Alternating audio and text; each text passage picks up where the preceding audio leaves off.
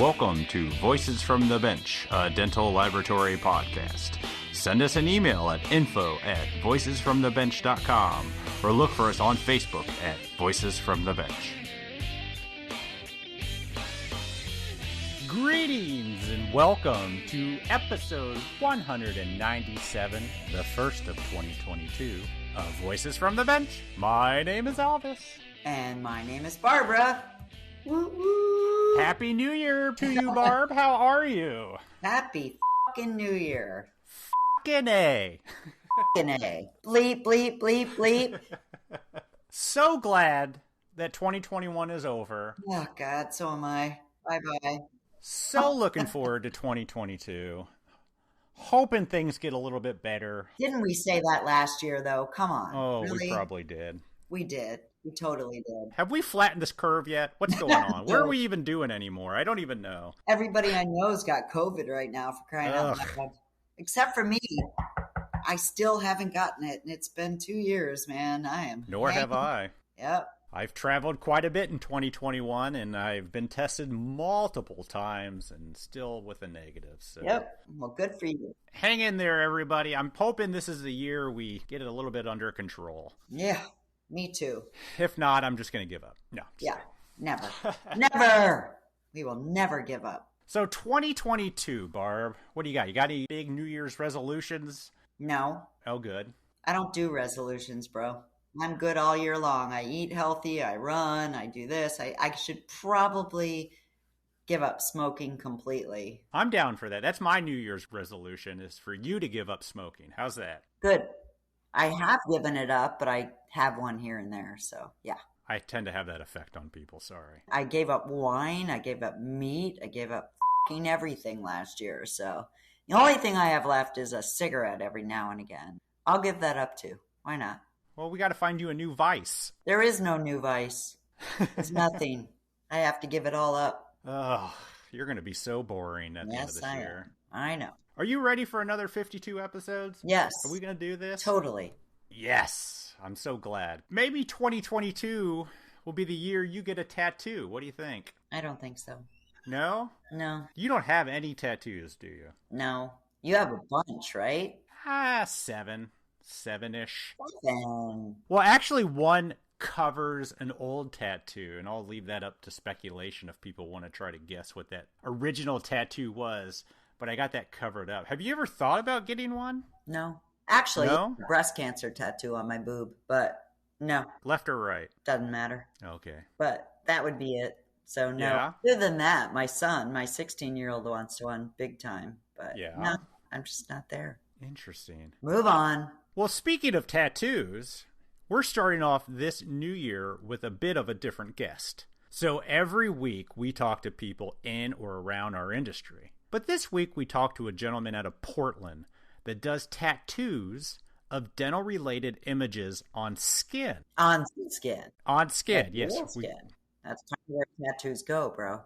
Well, just saying. We do have to clarify because they're not tattoos on teeth. Okay. So Ed Johnson is a different kind of tattoo artist, and he's joined by his father, the dentist, Dr. Dennis Johnson. A while back, when we talked to Janelle Tabernock,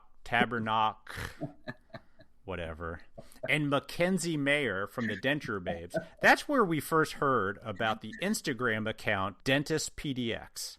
So I started following him and wanted to know how a son of a dentist becomes a tattooist. Son of a dentist becomes a tattooist of dentures. Ed talks about getting into tattoos, how the process works, and what really makes a good tattoo great. So join us as we chat with Ed and Dennis Johnson. And now a special message from our good friend Norbert Ulmer from Grow 3X. If you want to save and also grow 3X is where you should go. Resins to print night guards for high impact and flex. Look no further because we have them at Grow 3X. Burrs for your mills, zirconia for your crowns. With Grow 3X, you will be the hottest lab in town. And last but not least, if you seriously want to grow, at Grow 3X aligners, and your doctors will say, wow. Be sure to check out all Grow3X has to offer at grow3x.com. That's GRO, the number 3, X.com. And as always, we appreciate your support of the podcast. Thank you.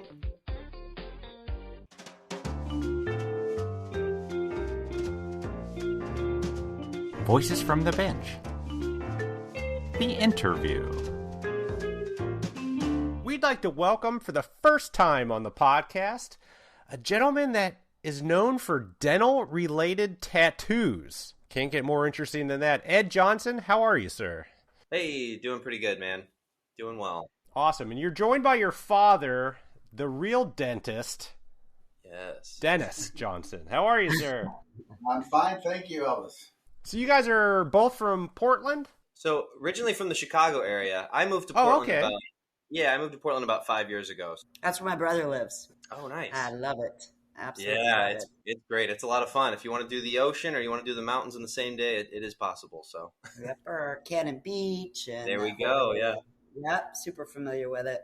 Yeah. Nice. We'd like to find out, Ed, how you actually got into being known for doing dental-related tattoos. It's got to be a pretty niche want in the world. I just want to clarify 1 minute because we do have tattoos on teeth. You're talking about body tattoos, Yeah. right? We're talking about body. Yes, we're definitely talking All right. about on the body. Yeah, imagery Thank you. related. Yeah, not Okay, particularly teeth. Have you ever made a dental tooth? A dental tooth, as in, you mean like to tattoo a tooth, or what do you mean? Or an actual make anything dental lab related? No, I've had a go at like sculpting clays and certain things like that, and then you know how you can buy the different variants in teeth and tones. So I've put those together and made some sort of mismatch sculpture, but Neat. nothing like nothing like our actual friends who do the quality work that lives in the mouth. Wow. So let's start with y'all's story. So let's go with your dad first. Sir, how did you get into dentistry? Actually, I wanted to be an airline pilot up through high school. Wow. Started getting licenses, and then I have a dad that's a surgeon and an older brother that followed in his footsteps, and I just thought, I'm going to check out this dentistry thing because I like tinkering with stuff, and it fell into place, and I really learned to love it. Very creative. Where did you go to school? Went to school at University of Illinois years ago. Wow. Is your practice in Illinois? Yes. I actually, I'm in we live in Macomb, Illinois, which is where Western Illinois University is, about 2 hours, 20 minutes from Chicago. Uh-huh. But I actually also live and practice in Naperville, Illinois, a southwest suburb. Oh, yeah, And you're right there, yeah. the family just still lived we've just had 2 residences. The family still just lived in Macomb, and the opportunity, I was practicing in Macomb, and we had a corporate buyout. Ah, yeah. The new owners were untenable. They just weren't good. So I found something up in Naperville, but we decided just to keep the kids in the neighborhood they knew and the community they knew.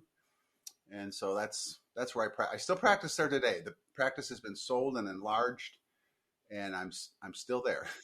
Do you use a local lab in the area? I was going to ask. Yeah, we do. We use a lab called Rockert Dental. Oh, yeah. That's Tad's lab, right? Yeah, it is. We know Chad, him. love the guy. I used to know Larry, Great the guy. other owner, and Aw, they just do it all. So that's fantastic. yeah, and then we use several denture labs that the guys are real prima donnas, but boy, they know what they're doing. So Yeah, I might be one of those, but I'm not a denture tech. Wow, you use Tad's lab. Shout out to Tad. Definitely. That's great. He's a good friend. Yeah. So, Ed, you grew up with a dentist father. Were you ever pushed into becoming a dentist? No, not at all. I was always, able to do my artistic endeavors, and growing up, skateboarding was huge for me. So I was always painting on my skateboards and redesigning everything and spray painting my bicycles and, all sorts of stuff like that. So Dad was always, welcoming and supportive of those endeavors, never necessarily pushing me into the family trade. So Mm-hmm. even though I come from a long line of various doctors and medical professions and things like that. It's kind of how our industry is on the lab side. Everybody we talk to, kind of knows somebody who knows somebody, and a lot of doctors, dentists specifically that we talk to, sometimes their kids will go and, follow their footsteps. So it's kind of relevant in both of our industries. yeah, it's pretty common to see a dentist and he has this younger son that's graduating, that kind of thing. Yep. And how often do you brag about your son that does dental-related tattoos on people? Constantly. I bet. Aw. Well, he's been to all my offices and he's met people and they love him. And he can't come to the office and just sit. He's always got to do something, be creative, even when he was little. So, Yeah, I remember I used to take the latex gloves and fill them up with water and then put them in a water cooler and draw faces on them. And then, because I'd stay with my dad at his office, he had an office in Schaumburg for a while. Mm-hmm. I'd stay with him and hang out all day and use the photocopier to make different various art projects. And I'd take these water balloon gloves and throw them off the the back, balcony area and just, I don't know. And mess with people. Yes, exactly. Funny. So how'd you get into tattooing? Where did that fall into? So yeah, I went to the Art Institute of Chicago. Leading up to that, I'd obviously been doing art for, years and really practicing at it. And then I was doing a lot of fine studio printmaking and things like that, got into screen printing. And then with all of that came this kind of a graphic design background to, perfect these kind of screen prints and these graphics and whatnot. So eventually I got to a point where people started asking me if I could design them tattoos or if they could get my work tattooed. Huh. And then the people would hit me up and say, oh, I went and got your design done. Here's a photo of it. And I'd look at it and it'd be butchered. Oh. I would see little things would be missing or like they just kind of blended into this next thing. And, the little nuances that I would put in were totally washed over. So I got to a point where I started getting this kind of a stubborn mindset of I could do better than that. And I'm not even a tattoo artist. So eventually I kind of figured out on my own. I, purchased certain materials, talked to certain friends. I had roommates at the time when I moved to Portland who were, really willing and able to just let me figure something out on them, which is, bizarre having a live canvas to practice on. So doing that over a certain span of a year, practicing on myself a little bit. Eventually I realized I'm like, this is just another medium. It's another tool. Just like, a paintbrush or screen printing or, lithography, it's just another medium. So it just so happens to be a fairly, there's high interest for it and it's constantly in demand. I mean, everyone's mother and Yes. it's it's very popular right now. So do you do other tattoos or just do you specialize in teeth and do you do other stuff? yeah, so it all started with me doing, teeth, and then I would draw these dentures in kind of a funky, avant-garde way. And Why? people were like, oh, okay, what's that? Who started that? Who's like, hey, I want a denture tattoo? And Everybody in our industry. I Duh. get Yeah. it, but No, exactly. Yeah. I don't know. I was just drawn to it. I mean, I grew up seeing the, the molds and the diagrams and the, Yeah. and all the stuff just being in the office and that space. And so I was always painting it and drawing teeth and, kind of gums and funky dentures that were misproportioned. And yeah, eventually I would always trickle those into some of the design options for people to get tattooed. And yeah, a few people were just like, oh my God, that's your thing. You do that thing. I love what you do. I have to get what you do. So that's, where it kind of started. It was more so friends supporting like, oh yeah, Ed does the weird denture thing. Like, I love his work. I'm going to get weird dentures too. And, and at this point now, I probably take about 70 clients within a month. And Oh my God. yeah, within like probably about 20 of those are just denture tattoos. Either specifically they've requested me to do that, or they've looked back at my design options and gone, that one, the one with the, the thick black gums and the speckles on the teeth. And, however I've designed them, they want that. And I always ask them, I'm like, oh, do you have any ties or connections to dentures? Or is there a reason you're wanting these things on your body? They're like, no, not at all. That's just, this is your thing. This is your trademark. And I want to support that. So interesting. That completely surprises me. Mhm. So these are non-dental Not at all. related. Wow. Yeah. I thought for sure after this it will be, of course, but I thought for sure it'd be people that were into like teeth and designing teeth and being Yeah. denturists or Yeah. wow. Can I say something? Sure. I have to do perfection in my work. I mean, I'm really tough on myself. It's got to be perfect. And Edward's the same way with his dental related tattoos. They are absolutely perfect. Are you saying he follows the golden rule and all that when he does these things? Well, it's just like the best crown you can make with shading and staining. And it's just, this is absolutely perfect. And that's how he does his tattoos. There's nothing out of balance. They're quite attractive. Yeah, they are. How did you learn all of the features, especially with the tissue? I mean, you're specializing in dentures, so I'm certain you're using 3, 4, 5, 6 different pink colors to make them look real. But like, how did you teach yourself to do that? I had a lot of like physical things to kind of look and work from. I've had friends who know that I'm into that, so they'll just mail me. They'll say, "Hey, I work at a nursing home or whatever." They're like, "We have all these dentures that just sit in a drawer. Do you want them?" And then they'll just mail me like, I mean, I probably have like over 100 various dentures from, different eras and time frames. Makes sense. Yeah. Just seeing those and having them physically in front of me and being able to actually look at them up close and, all the different hues and tones and fibers and things like that. And I usually don't stick to more of a realistic kind of impression of them. I do more of a, I suppose more of an avant-garde kind of perspective of them. I make certain teeth a little bit wavier or wonky, or I really love elongating the back of the top ridges and, kind of exposing what the texture of the top looks like and, various angles of, the dentures open or closed. But yeah, there's been a few where I have done more of a, realistic flesh kind of tones and stuff. But Gotcha. Okay.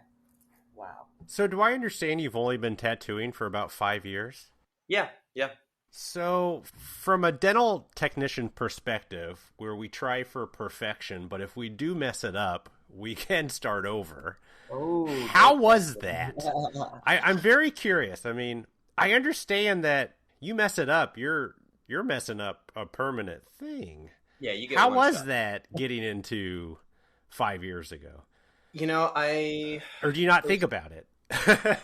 It's interesting. I don't really think about it that way. So I'm pretty addicted to the process of making the art itself. So I love that kind of quick, instant satisfaction of just doing it. So there was a period of time where I just kind of stopped using pencils and the preliminary sketch portion of a design, whether it be me mocking it up on an iPad or just going straight to the canvas. I got to a point where I was like, I'm just going to go straight to it. So, treat everything like you just get one shot with it. So I'd already been kind of practicing and doing that. Granted, when you're manipulating an image to get to that perfect level, when it's like real good graphic design, you have the opportunity in that moment to kind of fine tune and finesse things. But once it comes down to, projecting it and putting it on a canvas or, mocking it up and putting it on as a mural, I really don't like the preliminary part. So getting it in that first go is really like the whole gist. So when it became time to do the tattooing, I just kind of figured out, okay, this is the flow. This is how it works. And I mean, to be honest, knock on wood at this point, I've really had zero oopsie moments or errors where it's like, oh, wow, like I can't believe I just did that, or, and the way I design things, it is also kind of accommodating to a little bit of a wavier kind of wonkierness, but there's like a fine-tuned finesse to it, like dentures aren't incredibly straight. It's not like 6 inches of a really long straight line. That's a challenging tattoo. If somebody's I just want one long line, So, I want a perfect circle. Good luck. Yes, exactly. Which, surprisingly enough, I do a mean circle. So, okay. So what's the most common? An upper denture? I think it's both. It's the two-parter. Usually I'll have them slightly open, and occasionally somebody is like, oh, well, you put a wind up, like chattering teeth style wind up thing on the side, and will you give it googly eyes, or could you have a big tongue just kind of dropping out of the dentures, or so usually I like to do the double set and then have them just slightly open so you get a bit of more of that kind of texture, and you can see the molars and things like that. So how does somebody look you up? Like, do you have an Instagram account that you put tattoos on? If you just look up Dentist PDX, but literally if anybody were to go into Instagram and you type in dentist, I promise I'm like the first thing that pops up. And you'll see you'll see a big black set of dentures, like the gums are all blacked out, and then you click it and that's instantly me. So, and it's funny because I get people on, I do, various hashtags when I make a post, and some of them do have that kind of a dental hashtag. So I'll get various people all across the world that are just like, oh my God, I just found your page. Like, I'm a dental technician, or I'm a dentist, or blah, blah, blah, I'm, young and inspiring to it. And they're seeing the work and they're just like obsessed, and they're like, can you send me stickers? And could you do this and do that? And, or they're like, I live such and such, I can't get a tattoo, it's far away, but one day maybe. That is so cool. Do you get a lot of dentists reach out to you? Every once in a while. Yeah. Yeah. Yeah. I'd say like a few times a month, but yeah. I mean, usually it's me being like, oh, thank you so much. There's not like, it doesn't really go on past that too much, but. So I'm also curious, have you ever had somebody reach out to critique your anatomy? Yes, I have. Yeah, I bet. It was so funny. I did this client's elbow where it was, various molars kind of radiating from the elbow. So there was about, 8 or so teeth.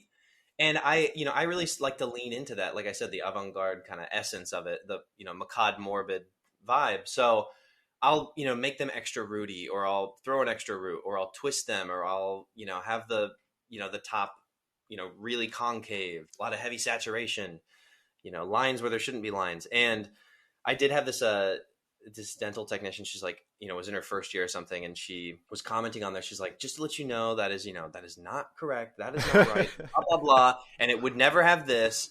And like, I just kind of let it be. And it was kind of funny because all of my like fan base, like, just tore her apart and was like, that's not the point. The whole point is, it's a tooth related tattoo and it doesn't need to be so specific and anatomical, blah, blah, blah. And she went back and was like, well, actually, I think it would be a better representation if it was blah, and it was this really bizarre, like 100 comment kind of battle that just went out. Oh, that's how we roll. Which is fine. I love a good critique, but not, never the initial intention. Wow. So what about you, Dennis? Do you have any tattoos that your son did of teeth? Yes. Nice. I really don't care to be covered with tattoos, but last August of 2020, we took the big motorcycles and we rode up to Mount Hood. And I'm used to like a small kind of motorcycle in country setting. And here I am on a 900. We went to a local parking lot and I rode for like 45 seconds. And I said, yep, I got it. And off we went to Mount Hood. And we came back and I just thought, I was thinking on getting a tooth tattoo. So I went over to his studio and he did a really nice tattoo. A tattoo grows on you. If it's done right, you just love it. Every day it gets better every day. I'm contemplating a second one, but I haven't figured it out in my head yet. But it will be Ed for sure doing it. Oh, of course. Of course. Is it on your arm or your back? Neck. It's on my right thigh. Oh, cool. Now, that would be a great icebreaker if I was in the dating scene, but I'm way past that. Yeah. What is that on your leg? That's awesome. Yeah, that nice low He does bikini a good job on that. And by the way, I gave him a lower mandible with the teeth. He has an original GV Black dental anatomy book from the 1800s, 1890s. Oh my God. So we can look it up and see what it's really supposed to be like. So you do dentures, but do you do like single centrals or like a posterior, or is it mainly focused on like a full upper denture? It's usually focused on a full upper denture or things that are, like a face bow contraption or things like that. Anything that's, is displaying or kind of, spotlighting dentures as the centerfold. I've done it before where there's been, floral work that comes out and around them. But, when I'm not doing, specifically just teeth or tooth or dentures, it's things around those, those kind of topics like, skeletal systems or, various angles of skulls. Wow. Or combining that with like a motorcycle helmet, like motorcycle helmet wearing skull with a bandana, or cowboy skull with a bandana. And, the teeth are always, kind of like the main focus. So we interviewed probably, I don't know, a month ago, 2 young ladies called the Denture Babes. Yes, my good friend. She's an artist. Oh, really? That's how we got connected. Wow, that's crazy. So she was similar, just totally into the art and the crazy of it, and just, like you said, avant-garde and abstract, and just doing a twist, on the normal. Wow, that's crazy. Yeah. They've done some work for me. So I've got like denture keychains and like an actual set that's, modeled off after my designs. See, Elvis, I was paying attention. That's awesome. So they commissioned your work to get their Denture Babes started. Yeah. So basically, we negotiated a trade where I was like, do you want to make me dentures? And they're like, yeah. Do you want to do us some logos? And I was like, yeah.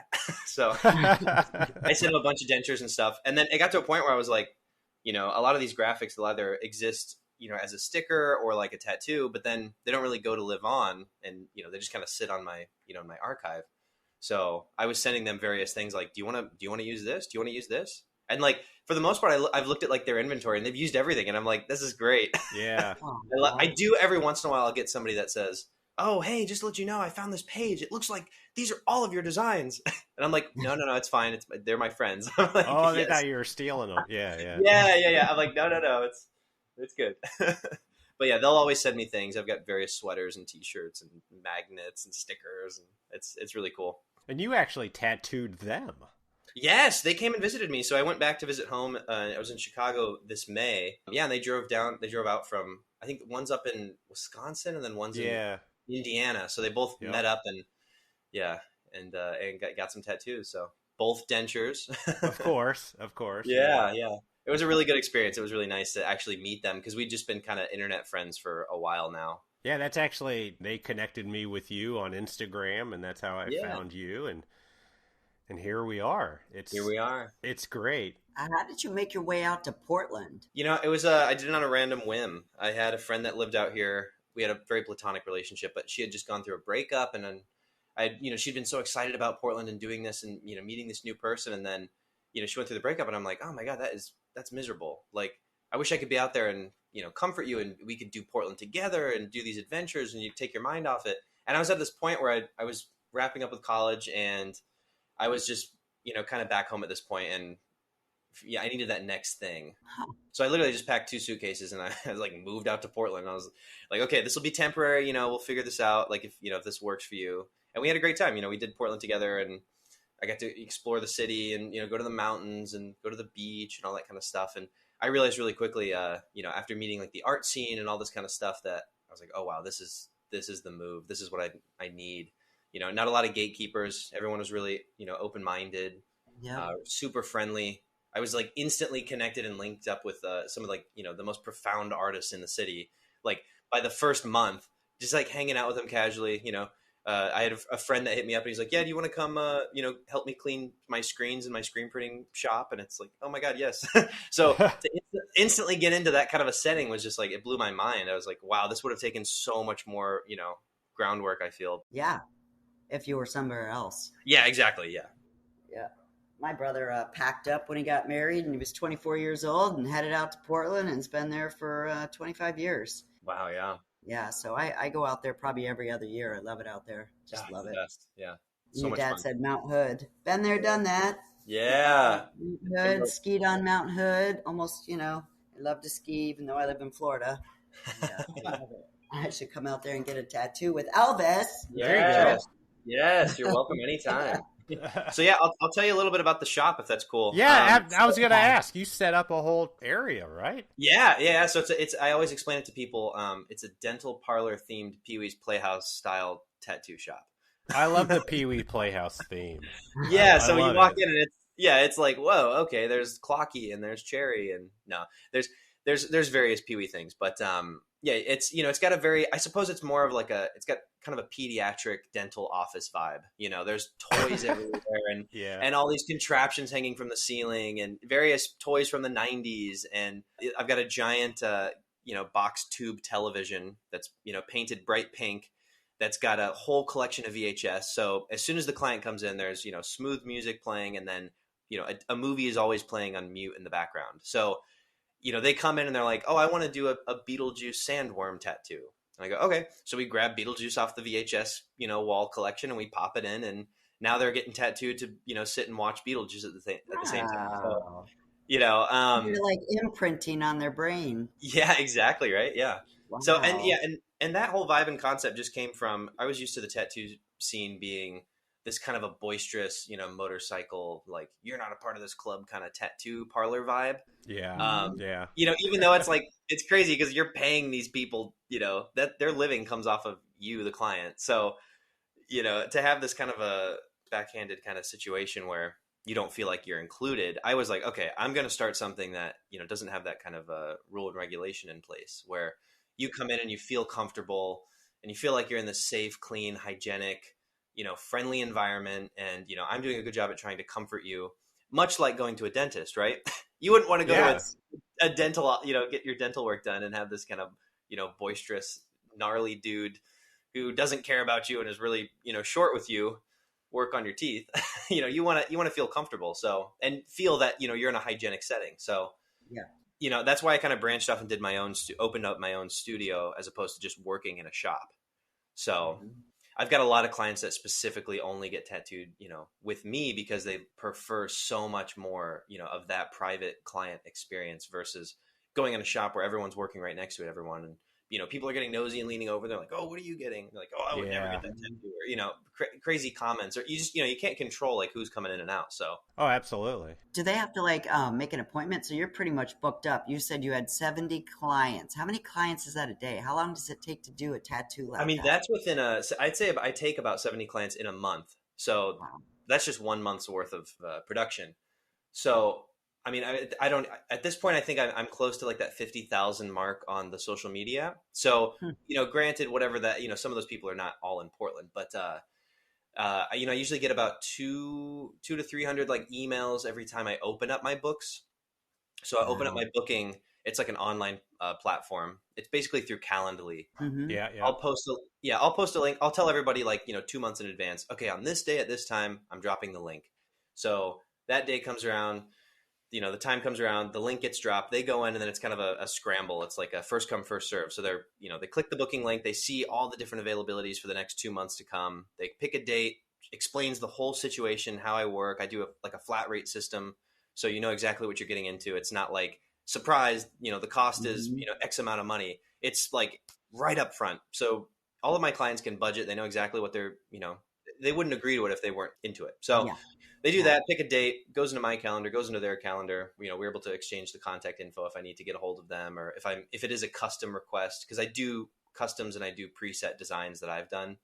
So if it's a custom, I usually the day before will sit down and do the work and draw it out, and then text it to them, or contact them on Instagram or something like that. And then they get, they give me the approval. They're like, that's exactly what I was envisioning. I knew you'd be perfect for this job, or could we actually tweak this, or would you mind, changing that, or.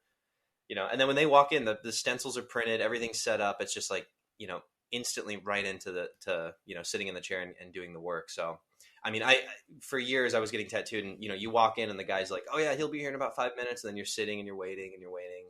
And then eventually the guy comes in and he's like, oh yeah, sorry. He's like, I'm just going to take a quick smoke break if that's cool. It's like, okay.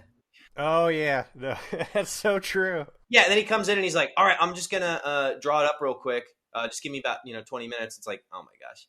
Yeah, and then he's like, all right, yeah, how does this look? Okay, now I'm going to set up my station. It's like, it's just so crazy. It's an extravagant process. So I've got it so streamlined where it's like, sometimes I'll take 3 clients in a day, and it's like one after the other. I know exactly the time it's going to take me. I know exactly when I'm going to finish. I can take a lunch, Sometimes I've got clients, if I'm traveling overseas or into different states to tattoo, I'll take clients out to lunch afterwards. It's like, hey, I've got 2 hours before my next appointment, and they're recommending something, and they're like, yeah, we should check out this place. I'm like, let's go. So nice.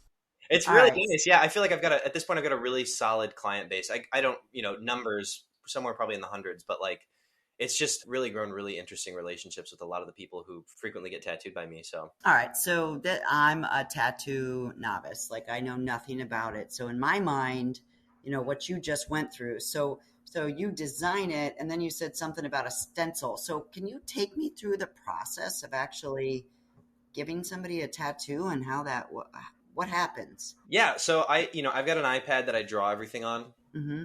So I'll do the design on that, send it to the client. They give me the approval. Sorry, hold on. No, you're good. That's my dryer. Sorry, Elvis. Okay. It sounded like a tattaue gun. I know, right? Yeah. Working. Yeah, let me show you. Yeah, exactly. I thought he was doing somebody right. That's great. So sorry. No, that was perfect. Okay. Yeah, so, I'll send the client the design. They approve of it. The day comes. I've already set up my station. Pretty much everything's wrapped in plastic wrap.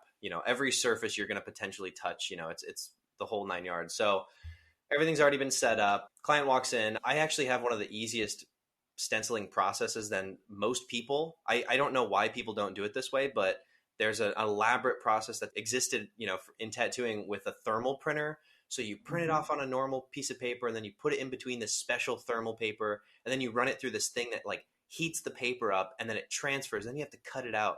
So I have this printer. It's literally, you send it from the iPad and it instantly prints the stencil. Basically, you just fill the cartridges up with this kind of a purple imprinting solution. So they walk in, the stencil's printed in seconds. And then we go right into it. So I put on this, it's almost like a deodorant kind of composition that we put on the skin to pull the stencil. So it's got like a purple ink on there, and press it onto the skin. We find the flow or whatever's looking good on the arm or the leg or wherever the tattoo is going. Press it onto the skin for a few seconds, pull it off, and then it's got a perfect reversed out impression onto the skin. And that's basically a similar solution to like a permanent marker. So the only thing that would really get that off the skin would be like, alcohol solution. So, if it's not perfect and we need to move it, I'll rub alcohol in the area, wipe it off, and then we'll re-imprint it. Okay. So that makes sense. Once we've done that, I'll get them on the chair and then, have them, either reclined or a pillow behind their head or, in a proper angle so that they can see the TV. With I'll a good check old VHS movie playing. Yep. Yeah, exactly. Yeah, exactly. I'll ask if the music's okay. Sometimes they would rather the movie audio versus, nice ambient, sounds in the background. But then we usually get right into it. There's, I'll work on the main bulk of the line work. So like the thicker stuff and, in black ink, filling in some of the pockets between things to, create kind of darker contrast. And then I usually do like a littler detail. So I'll switch to a slightly smaller needle grouping. And the tattoo needles are all based off of the numbers actually dictates the amount of needles at the tip of the needle. Okay. So at the tip of every tattoo needle is, there's 9 tiny points, or there's 3, or there's a 5. Really? I didn't know that. Yeah. So when you look at it, you think you're just seeing a needle, but you get you look right up at it and it's like a pronged effect. Oh, I had no idea. So the more needles, the wider. Exactly. The wider the mark. Yeah. Yep. So I'll usually use a 9 liner. So that's like, 9 tiny needles at the tip. And that kind of creates your nice, smooth, thick, almost, very illustrative graphic design kind of line work. And then I'll switch over to a 3. And the 3s are the tiny grooves, the little crevices and grooves you see on the teeth, or the gums and the dentures, or the top of the molars, like the little crevices that are just, it'd be too tight to put, that many needles in that area. So sure. Yeah. So the varying sizes and stuff. So yeah, once we do that, the client gets up, checks it out, we take some pictures, and then I put on this, it's like a rejuvenating kind of cocoa butter, mango kind of whatever kind of solution cream on the skin. We wrap it in a pad, put them up, put a bandage around it. And then I give them this thing called, it's a Sanoderm. So it's like a second skin. So basically after the first 12 hours of them keeping this wrap on, they'll go home, wash it really well, clean it off with a, clean piece of paper towel or whatnot. And then they'll put the second skin on. And it was initially intended, I think, for burn victims or just, in general, just in the medical industry. And it's literally a transparent, it's like a screen protector for your skin. So the same thing like you do with your phone, you put on this transparent film. It's like a sticky saran wrap, basically. And it literally locks the tattoo in, and you keep it on for about 5 or so days. And the tattoo will, regenerate and shed like a snakeskin inside that wrap. And then you take that off and, said about 4 or 5 days, and the tattoo is like completely healed. You just put a little bit of moisturization, and then there's no giant scabbing or, having to constantly wash it. Did you have to research to be able to provide that for your patients? Yeah, so that's Patients. In the past. Yes, no, yeah, patients. I love Sounds it. like it. Yeah. So I mean, in the past, I'd say 10 years, this kind of technology has been available to use, and people have really been, adopting it. So I was aware of it, and it's been used on me before I was even tattooing. So I knew it was an option. I knew that it was a good option for the healing process if you want to make sure that you kind of cut out the user error. So, Yeah. And it really does. Like I see these tattoos afterwards and I'm blown away. I'm like, oh my God, let me get a picture of this. This looks so good. Or, I'll get people telling me all the time, like, your tattoo heals so good. Like, it's the best tattoo I have. Or It definitely wasn't around when I got tattoos. I don't Yeah, remember right. getting Yeah, that yeah. stuff. So give it up for us non-tattooers. So does it hurt? How do you deal with somebody that's like, do you have people that come in and they're like, oh my God, it hurts too bad, and they stop you? Or like, what do you do?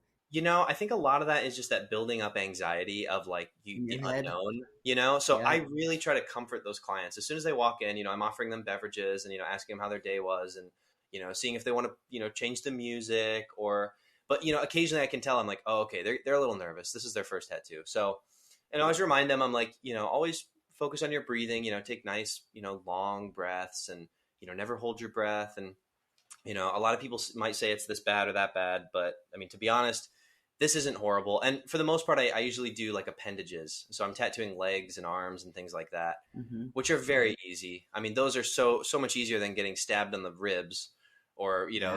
stabbed in the on the chest plate or the neck or the, all these different stuff. So everything's, pretty butter. And, and I'm telling him that. Now I'm pretty head to toe in tattoos, and I'm explaining, like, these were all fairly easy, or depending on where we're tattooing that day on that client, I promise I probably have a tattoo in that area, so I can give them some feedback. And, they're comforted in that sense. And then when we get into it, I did have a client explain it to me, which I have constantly used and explained it to, kind of newbies, but it's like wet fire.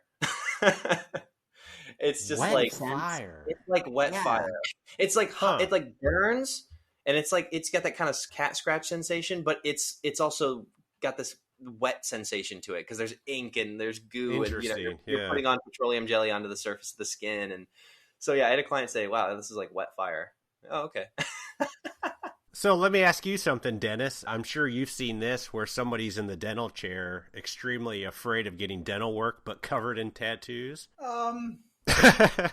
Yeah, I don't know if I really made that association much, but it's kind of an individual thing. We have a pretty nice new setting in our new office too, where it's very comforting for patients. We've got a TV on the wall and one on the ceiling. And, there you go. And I never rush people. I never rush as if I've got to hurry this procedure and get into the next room. And people know they're relaxed. I'm relaxed. We've got all the time in the world to do it right. And we take a lot of time in numbing up properly. Yeah. And make sure that they're not scared and stressed out. I mean, it is very similar, when I put the two thoughts in my head together, is that, when patients come in or clients come in, to get dentistry done, especially like a full mouth case, there is a little bit of fear there. So it does take a special sort of person, to calm somebody's anxieties and fears and relax them to be able for you to treat them.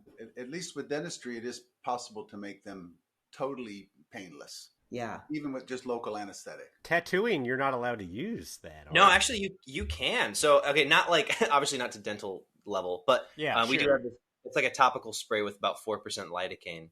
So once you've opened up the wound, you've done like the initial line work, you can spray that on the tattoo, cover it with a piece of saran wrap for about 5 or so minutes, and then it like absorbs into the skin and really numbs it out for a good hour.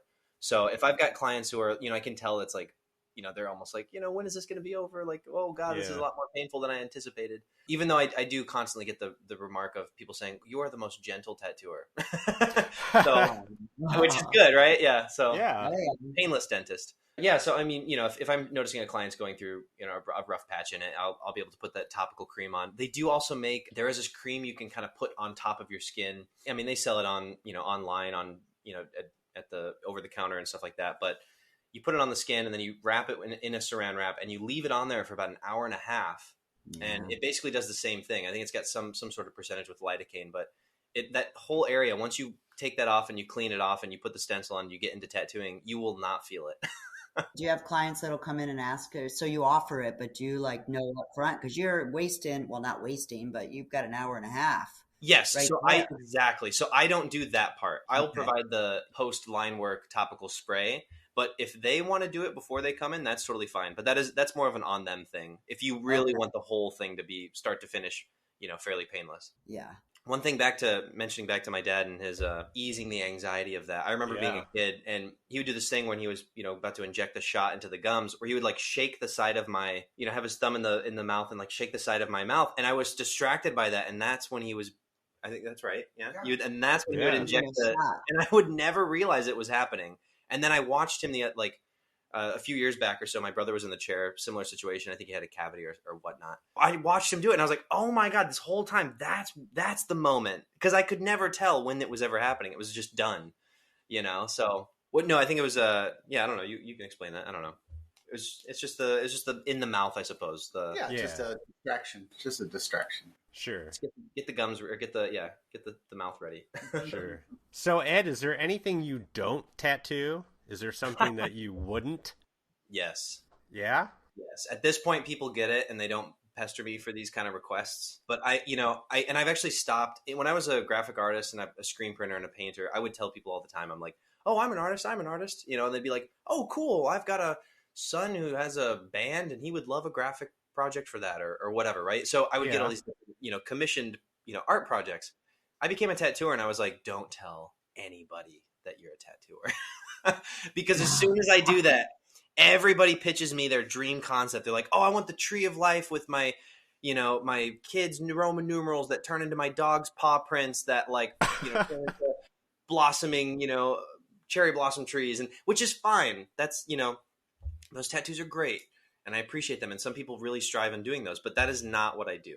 Yeah. I am not a service. Like, you're coming to me for, you basically, you're a fan of the work I produce and you want a piece of that work. You're not hitting me up because you want me to do maintenance or, various stuff like that. So, Sure, I sure. usually don't do quotes or song lyrics or those, those kind of things. The super sentimental, that's usually what I kind of tell people. I'm like, if this is a really sentimental tattoo, it's probably not going to be something that I'm going to be the one for. Yeah, you're trying to stay in your wheelhouse. Exactly, exactly. This is my specialty, and that's not it. It's like I'm a ceramist, and I don't do dentures, so I only do anterior teeth, and that's kind of similar in my mind, anyways, because I'm a dental technician. Totally, but you tell anybody who's not really trained in that, they're going to be like, "Oh yeah, could you do these? Could you do that?" No, I really can't, and I have no idea how. Well, the epidermis, the human skin, it's an organ. It covers your body. I would imagine there's some part of the canvas is maybe taboo or off limits, don't you think? Yeah. Regarding that, you said not a rib. So where are the most painful areas to tattoo? The thinnest skin? Yeah, the thinner skin for sure. Things that are located over bones. Why? Because you're hitting the bone or what? Yeah, well, it's just a denser material. Yes, there's still muscle between it, but you just have to think, you've got to think about your depth control. So, you get a certain amount of depth you're really allowed to go in before you've either reached too far, and then you get a thing called a blowout, where ink is now pouring under an area where it doesn't belong. So when you see it from a topical view, there's this blue kind of black haziness around that line. That's a blowout. So that's if you've gone too deep. How do you handle that? Sorry, how do you? There's really not a lot you can do to handle that once it's happened. You just have to be conscious of that while you're doing it. Those are definitely first-time tattooer mistakes. They've got the needle hanging out a little too far, or they're pushing a little too hard, or they're way too slow. And the machine is just packing, because basically it's a packing system. It's like, how like farmers plant their fields. A machine's going by and it's scraping a hole and it's pushing in some seeds. Scraping a hole, pushing in some seeds. So it's the same thing. You're basically scraping all these, you're not scraping, but you're puncturing all of these little holes and it's flooding those holes with ink. So you have to keep moving. If you stay in one spot, it's just going to destroy the skin and send ink, way too much ink in the given area. Yeah.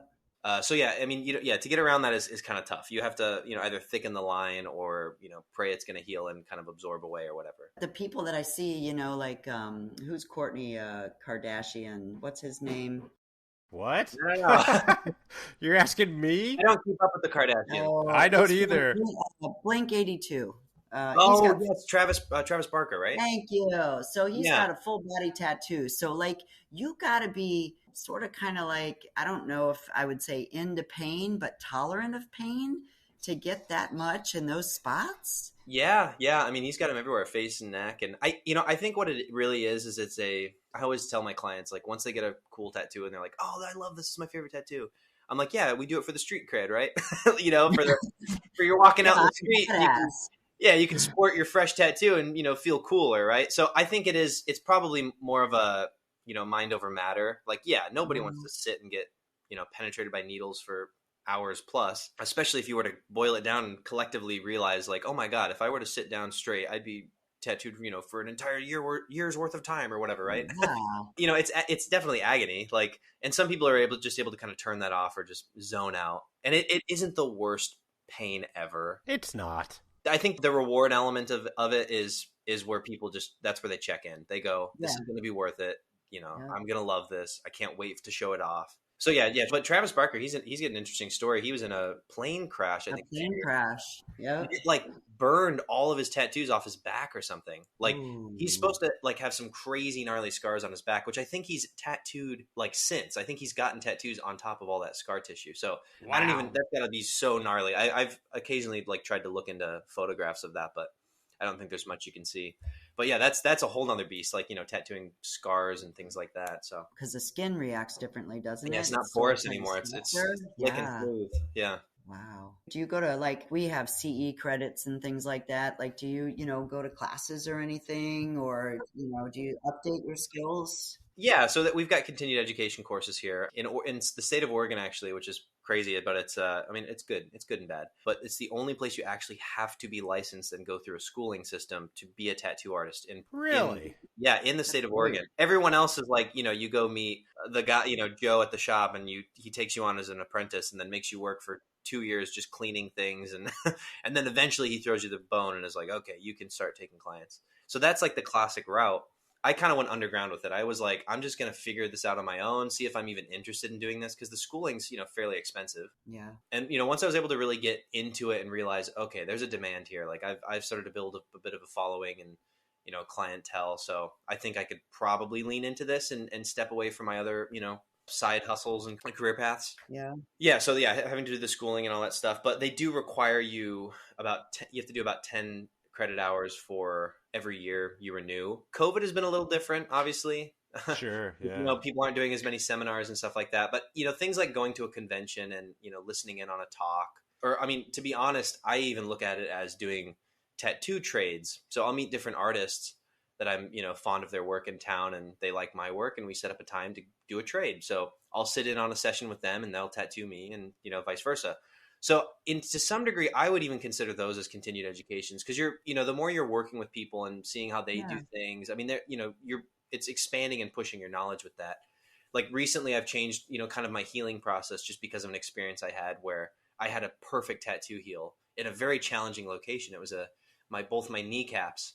Oof. And his process of how he went through, the aftercare was like, it blew my mind, and I had the easiest heal. Something I anticipated being horrendous it was fine. So, taking that to know, and that, just certain shading techniques and how you pack, thick black areas. And that's just kind of been the evolution of my process. Cause I did have to go to school, but I would say that it is definitely more of a joke.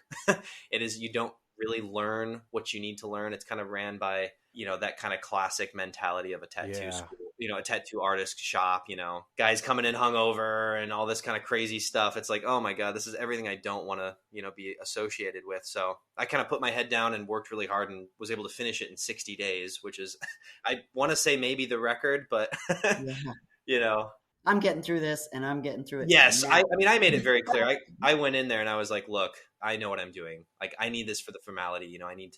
I've got to get that paperwork and do this thing. And they're like, yep. Okay.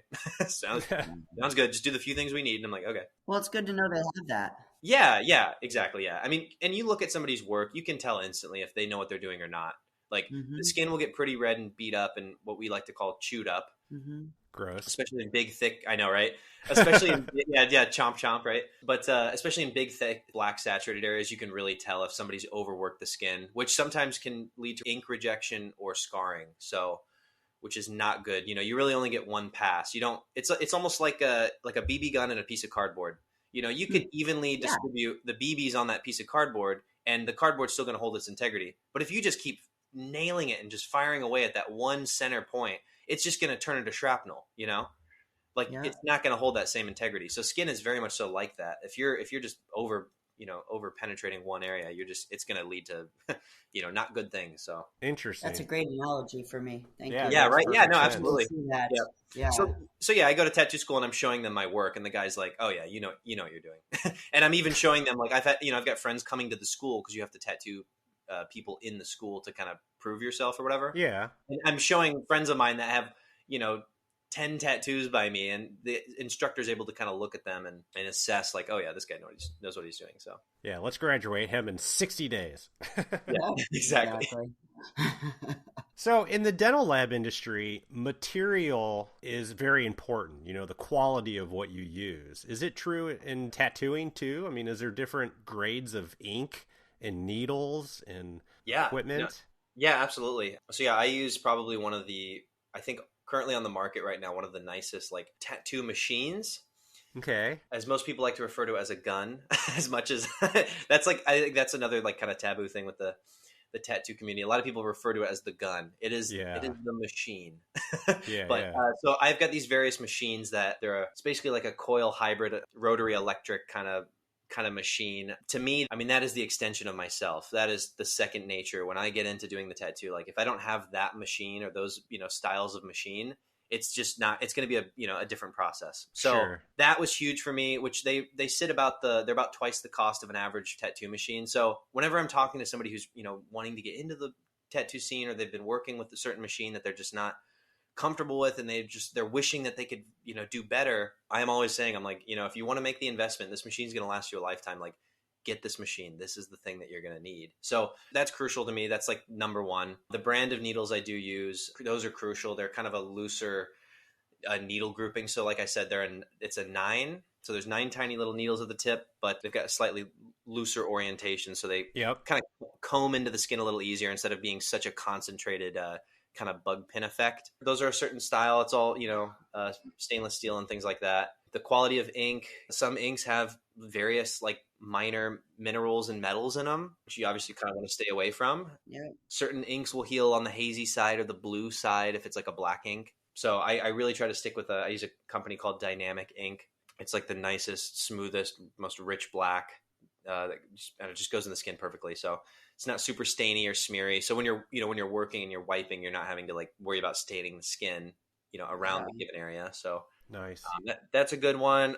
Paper towel is crucial. The perfect absorbent. Really? Yeah. The, what is it? Brawny. Yeah. Absorbent paper towels. Those are Quicker perfect. picker upper. Yeah, exactly. Yeah. The quicker picker upper. Yeah. Yeah. So that's crucial. But, I other than that, like, I suppose, there's an electrical component that you plug into that then will create it's the power supply for the machine. And I do have one I have upgraded in the past couple years now, which it's a independent power supply maker in, I think, Georgia.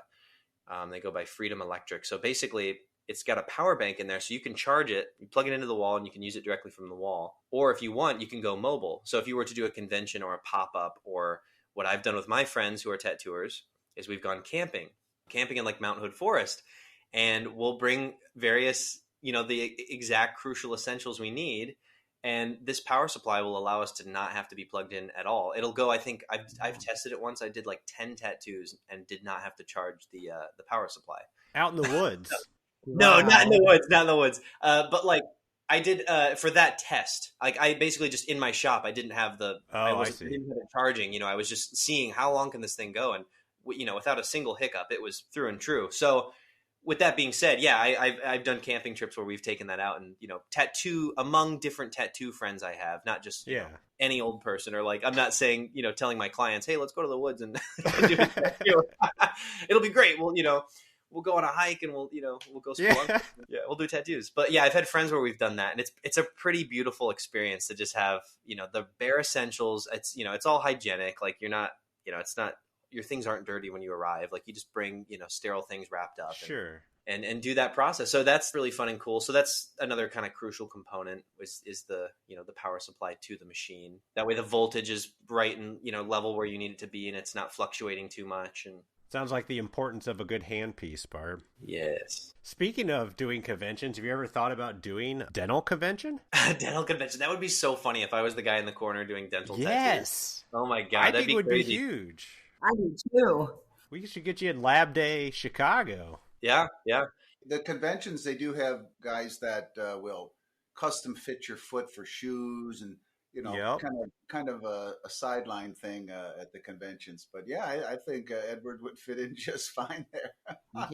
Yeah, that would be wild. I would totally. That's the convention I could see myself at. Because if I went to a tattoo convention, that's where then you're on the pedestal and you're in the spotlight. Everyone's like, "Oh, you're a tattoo artist." Like, I want you to do this and I want you to do that. And then, like I said, it becomes more of the service. So, but I think if you went to an all dentist themed thing, somebody there would be like, oh my God, I've always wanted a tooth tattoo, or I've always wanted denture tattoo. Yeah. Yep. That would be so interesting. I'm definitely going to have to look into that. Well, we're going to see if we can make this happen. Yeah, every year go. In Chicago in February, we have the largest dental lab convention. Denture Babes will be there. We're going to be there with the podcast. I think we need to have a tattoo. Oh my gosh. Let's boogie. You let me know. Yeah, let's see if we can make this happen. This is awesome. That would be so fun. Yeah, I'd come out in a heartbeat. Nice. So, Dennis, Ed, thank you so much for coming on the podcast. I know it's a little different than what we usually have on this, but I found it extremely interesting. Yeah, I think it's cool what you're doing, and hopefully you're happy to be known as the denture tattoo guy. Yes, it is pretty fun. Did you ever think that was going to happen? No, not necessarily. I mean, I saw tattooing as being, this sterile, clean, hygienic situation and setting. So I was like, this just makes sense to kind of lean into the moniker of dentist, right? And it just clicked. I mean, everybody in Portland and my friends and stuff, they get it. They're like, yeah, it makes sense. he's the dentist. Very unique.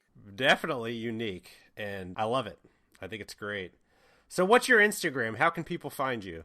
Yeah, it's just Dentist PDX. PDX being the it's kind of what Portland's adopted as their side name. So instead of saying Portland, we have named so our airport's called PDX. PDX Airport, yeah. Yeah, so it's almost like if people called themselves, LAX. O'Hare's ORD.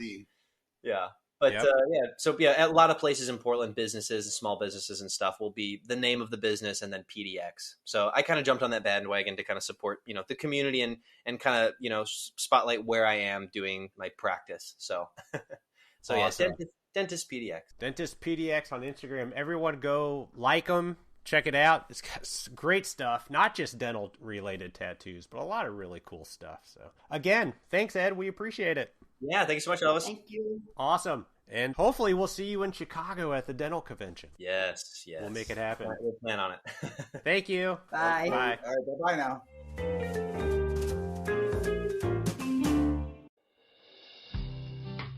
So let's talk about Wick Mix for a minute. There are 3D print resins for models that do a decent job, and then there is the Whip Mix VeriModel OS. Dr. Michael Scherer, a prosthodontist from Sonora, California, says, and I quote, Whip Mix VeriModel OS is one of the finest model resins that I have ever worked with. It's amazing. The popular resins offer the dental laboratory a high-quality, smooth surface finish, extreme precision, reliable accuracy, and fine detail. They can be used in the 385 and 405 nanometer printers, and they are compatible with the silicone-based separators. VeriModel OS print resins are available in ivory, golden brown, gray, and white colors for any model application. For more information, call 1-800-626-5651 or visit whipmix.com.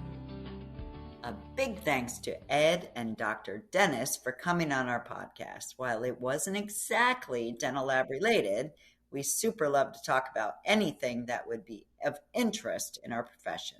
So be sure to check out all of Ed's great designs on his Instagram account at DentistPDX. What's funny is that later that day, after the recording, Ed posted on Instagram him and his tattooing chair getting a cleaning by his dad. How cool is that? Of course, the TV was playing old VHS tapes of The Shining. And if you get to the Portland area this week, he is starting to book the next block of his patients that might just want a tooth-related tattoo. So I also want to add that during the interview, I mentioned about trying to get him to come to a dental show to do his tattooing in a booth. Yeah. I did reach out to LMT to get him to come to Lab Day Chicago, but it just didn't work out. We couldn't get the logistics. But we're not giving up. I think this is a great idea, and I think it would go over super good at a dental show. And I know there are technicians out there that would love to celebrate their passion with a tattoo. So please stay tuned for an announcement when we can finally get them at a dental show. I think it would be amazing. Of course you do. And then we would force Barb to get a tattoo. Yeah, on my ass. I was thinking a big anterior on your forehead. All right, everybody. So glad 21 is over. Welcome to 22. We will, of course, talk to you next week. Have a good one. Bye. Bye.